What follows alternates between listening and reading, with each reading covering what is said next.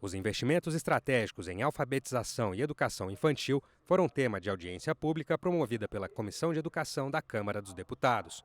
O encontro reuniu representantes do Ministério da Educação, do passado e do atual governo, assim como especialistas e pesquisadores que debateram, entre outros pontos, a decisão do Poder Executivo de extinguir a Secretaria de Alfabetização do MEC no governo Lula.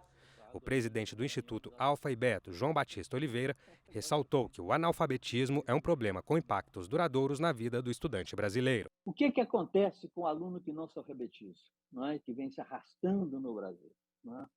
Então, imagina o seguinte, que no primeiro dia do segundo ano, esse aluno é um analfabeto funcional. O que significa isso? Que ele não consegue funcionar na sala de aula. Ele não funciona, ele não consegue ler o que está no quadro.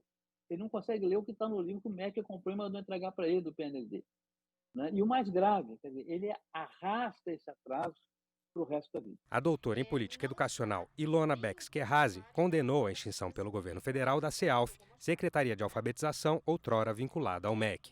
Em relação à Secretaria de Educação Básica, que é a maior secretaria do MEC, né, tinham 3 atribuições, né, que são essas que estão listadas aí, que era articular com a CEALF as políticas, programas relacionados com a literacia emergente, alfabetização formal e fluência de leitura. Esses termos técnicos devem estar presentes em qualquer política de alfabetização que se suponha séria. Esses termos desapareceram do desenho da política de alfabetização desse ministério, ok? Bom, isso aqui eu não vou ler para vocês, mas eu quero que vocês entendam que o que estava descrito como atribuição da Secretaria de Alfabetização, que era o desenho de como ocorreria a Política Nacional de Alfabetização, sumiu das atribuições do MEC. Eu me dei ao trabalho de buscar isso, porque eu estou tentando entender o que foi colocado no lugar. Respondendo a esse questionamento, o diretor de Formação Docente e Valorização dos Profissionais da Educação, representante do MEC no debate, Lourival Martins Filho, citou o Compromisso Nacional Criança Alfabetizada, lançado pelo governo federal no ano passado, que tem como finalidade garantir o direito à alfabetização das crianças brasileiras até o 2º ano do ensino fundamental. Hoje, esse Compromisso Nacional Criança Alfabetizada passa a ser algo que está presente no país. Estou querendo dizer isso porque a presença de uma estrutura física não significa que a política seja um movimento no coração, nos ritos e práticas do Ministério da Educação. Então, eu posso dizer que a alfabetização está bem presente lá, mas, como lhe disse, o que é que nós não negociamos? Nós não negociamos a Base Nacional Comum Curricular. Em qualquer nível, etapa e modalidade de educação básica, ela é premissa fundamental. Traços, sons, cores e formas, vivências, interações, brincadeiras, está lá na educação infantil. Objetivos dos direitos da aprendizagem da leitura, escrita, análise linguística, semiótica, oralidade, compreensão, consciência fonológica, está lá na Base Nacional Comum Curricular. Isso nós não discutimos. Agora, a autonomia que cada Estado e ente federado tem em definir a sua política de alfabetização, o seu plano de formação, isso é muito caro para nós. O ex-secretário nacional de alfabetização do MEC no governo Bolsonaro, Fábio Gomes Filho, destacou a importância de se considerar exemplos e indicadores internacionais no debate sobre o tema. Você sabia que o Brasil é um dos países em avaliação internacional que pior utiliza o tempo em sala de aula?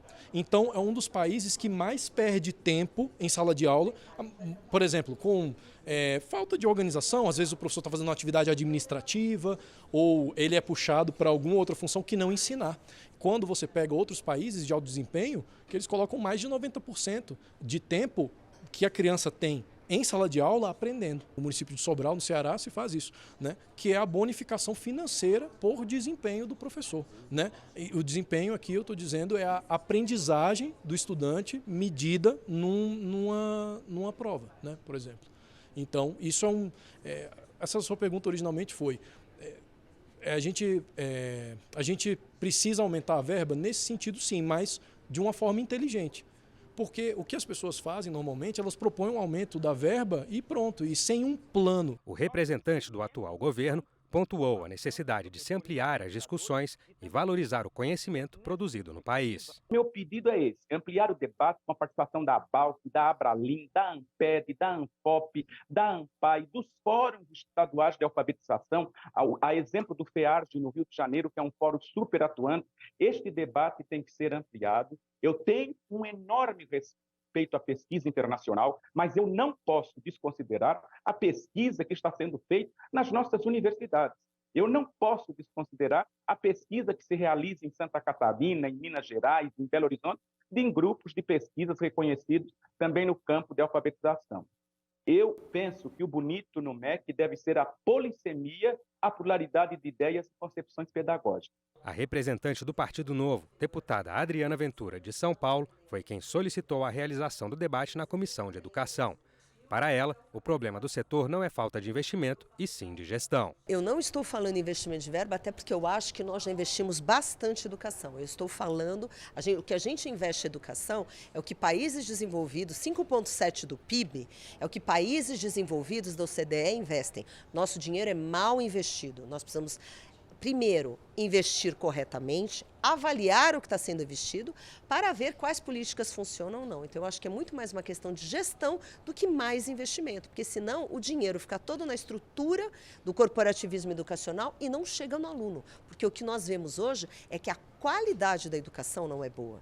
E você vê outros países como Singapura, por exemplo, que é o primeiro colocado, né, no exame internacional no PISA, e ele investe 2,5% do PIB dele. Então, quer dizer, a gente investe 5,7%, não anda? João Batista Oliveira, do Instituto Alfa e Beto, reforçou a importância de todo aluno estar alfabetizado até o primeiro ano do ensino fundamental e lembrou que o estímulo à leitura é parte fundamental deste processo. Qualquer plano, qualquer conversa séria, responsável pela educação, tem que ter como ponto de partida o seguinte: vamos ou não utilizar a evidência científica?